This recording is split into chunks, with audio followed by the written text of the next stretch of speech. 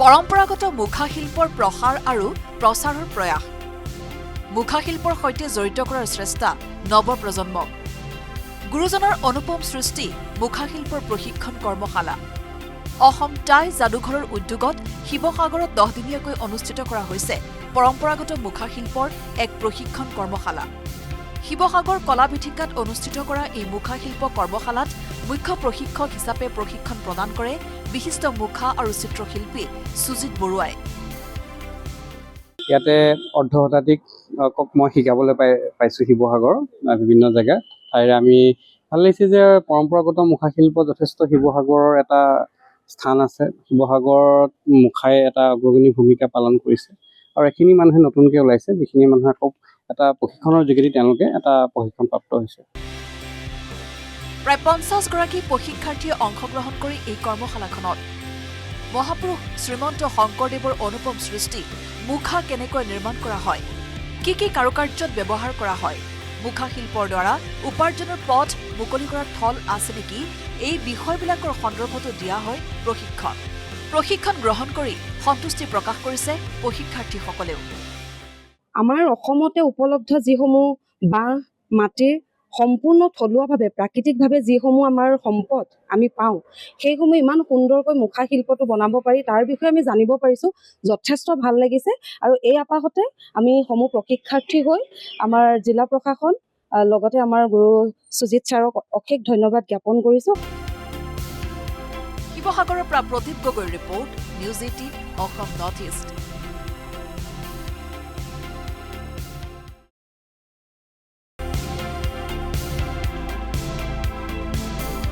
পৰম্পৰাগত মুখা শিল্পৰ প্ৰসাৰ আৰু প্ৰচাৰৰ প্ৰয়াস মুখা শিল্পৰ সৈতে জড়িত কৰাৰ চেষ্টা নৱপ্ৰজন্মক গুৰুজনৰ অনুপম সৃষ্টি মুখা শিল্পৰ প্ৰশিক্ষণ কৰ্মশালা অসম টাই যাদুঘৰৰ উদ্যোগত শিৱসাগৰত 10 দিনীয়াকৈ অনুষ্ঠিত কৰা হৈছে পৰম্পৰাগত মুখা শিল্পৰ এক প্ৰশিক্ষণ কৰ্মশালা শিৱসাগৰ কলাবিথিকাত অনুষ্ঠিত কৰা এই মুখা শিল্প কৰ্মশালাত মুখ্য প্ৰশিক্ষক হিচাপে প্ৰশিক্ষণ প্ৰদান কৰে বিশিষ্ট মুখা আৰু চিত্ৰশিল্পী সুজিত বৰুৱাই ইয়াতে অৰ্ধশতাধিক মই শিকাবলৈ পাইছোঁ শিৱসাগৰ বিভিন্ন জেগাত ঠাইৰে আমি ভাল লাগিছে যে পৰম্পৰাগত মুখা শিল্প যথেষ্ট শিৱসাগৰৰ এটা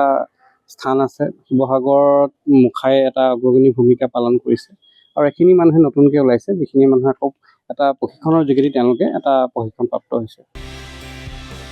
প্ৰায় 50 গৰাকী প্ৰশিক্ষাৰ্থীয়ে অংশগ্ৰহণ কৰি এই কৰ্মশালাখনত মহাপুৰুষ শ্ৰীমন্ত শংকৰদেৱৰ অনুপম সৃষ্টি মুখা কেনেকৈ নিৰ্মাণ কৰা হয় কি কাৰুকাৰ্যত ব্যৱহাৰ কৰা হয় মুখা শিল্পৰ দ্বাৰা উপাৰ্জনৰ পথ মুকলি কৰাৰ থল আছে নেকি এই বিষয়বিলাকৰ সন্দৰ্ভতো দিয়া হয়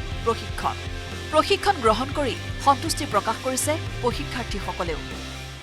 আমাৰ অসমতে উপলব্ধ যিসমূহ বাঁহ মাটিৰ সম্পূৰ্ণ থলুৱাভাৱে প্ৰাকৃতিকভাৱে যিসমূহ আমাৰ সম্পদ আমি পাওঁ সেইসমূহ ইমান সুন্দৰকৈ মুখা শিল্পটো বনাব পাৰি তাৰ বিষয়ে আমি জানিব পাৰিছোঁ যথেষ্ট ভাল লাগিছে আৰু এই আপাহতে আমি সমূহ প্ৰশিক্ষাৰ্থী হৈ আমাৰ জিলা প্ৰশাসন লগতে আমাৰ গুৰু সুজিত ছাৰক অশেষ ধন্যবাদ জ্ঞাপন কৰিছোঁ শিৱসাগৰৰ পৰা প্ৰদীপ গগৈৰ report news 18 Assam north east